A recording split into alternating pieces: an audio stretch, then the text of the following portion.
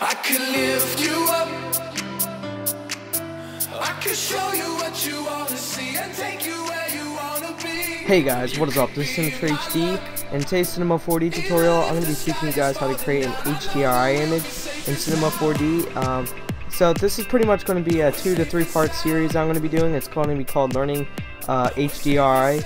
And so pretty much in today's first part, I'm going to be teaching you guys how to create an HDRI image in Cinema 4D. So you can, it's actually quite simple. I'm just going to be showing you a basic version, but here's just a quite, a few examples. I'm going to be teaching you guys, as you can see, I'm going to teach you how to like make the reflections, like the soft boxes here. As you can see, we're going to show you how to do that, and show you just how to bake the textures and how to pretty much put everything together and make an HDRI. So let's hop into Cinema 4D, and I already have a scene set up, and this is pretty much what we're going to be making today.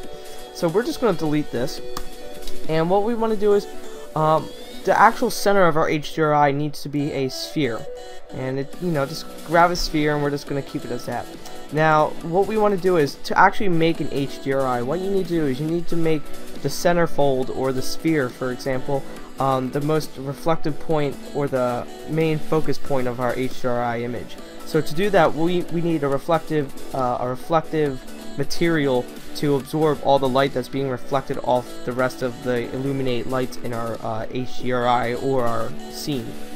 So I'm just going to show you guys how to make this. So we'll double click or hit Control N to make a new material, and we're going to just turn off color, turn off specular, go to reflections, turn that up, and we're going to right click and go to sphere GI. As you can see, we have a nice chromed image here.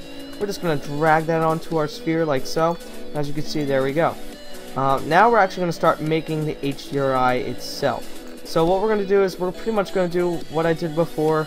So we're just going to grab a torus, and we're going to drag it out, maybe make the edges a little bit thinner like so.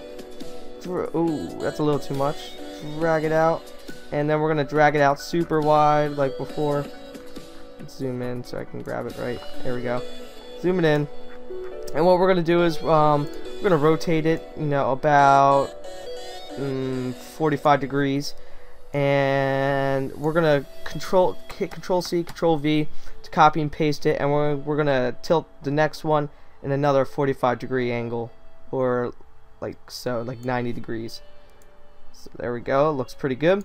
And now what we're going to do is we're actually going to make our luminance object. So we're going to hit make a new material, turn off color, turn off specular, go to luminance, and we're going to make an orange color, kind of like a lightish orange. So hit OK, and there we go. And what we want to do is we want to turn down the brightness on here to about 75, and we're going to 85, my mistake, 85. We're going to right click, and we're going to make a not GI to add some oh, and sorry, we actually do need a color on here, my mistake. I don't know why I said no color.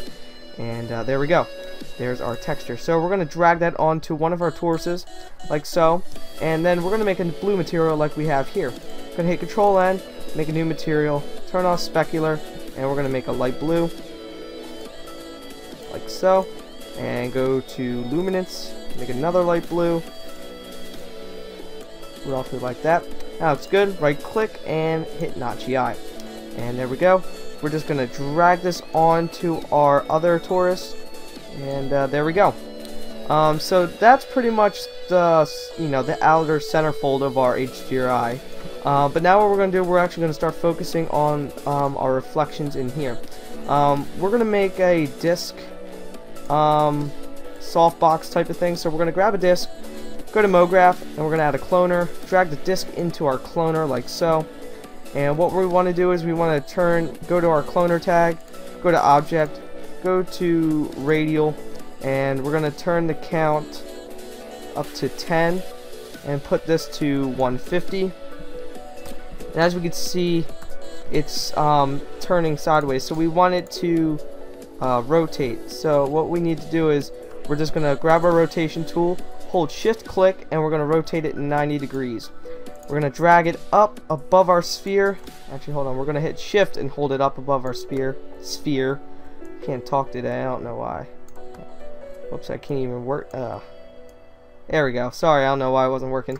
And what we want to do is we want to spread it out. So what we need to do is we need to put the transformation up on our cloner. So go to Object, spread it out quite a lot. We'll do about 615. Yeah, looks good. And what we need to do is we need to go to Transform, and we're going to rotate it 90 degrees. And there we go. And what we need to do now is we're just going to drag our white luminance object onto our rectangle or our disk, and there we go. There's part of our another part of our HDRI. And next we're going to make another torus object. So we're going to zoom in, and we're going to put this solely around our sphere. So we're going to drag it out like so. Make that a little bit smaller, and what we want to do is we want to go up here, make sure our torus is selected. We want to go down here, click this, and make our torus editable. What we want to do next, we want to go to Tools, Selection, my mistake, and Ring Selection. We're going to hit Shift click, Shift click, Shift click on the edges here. As we can see, we got rid of the edges. And we're going to do the same thing on the other side, Shift click, and delete. And there we go, we have a nice half torus there, or whatever you want to call it. Now it's a little bit off. Now what we can do is we can just delete this, and same thing with the other side, delete that, and there we go. Now it's perfect.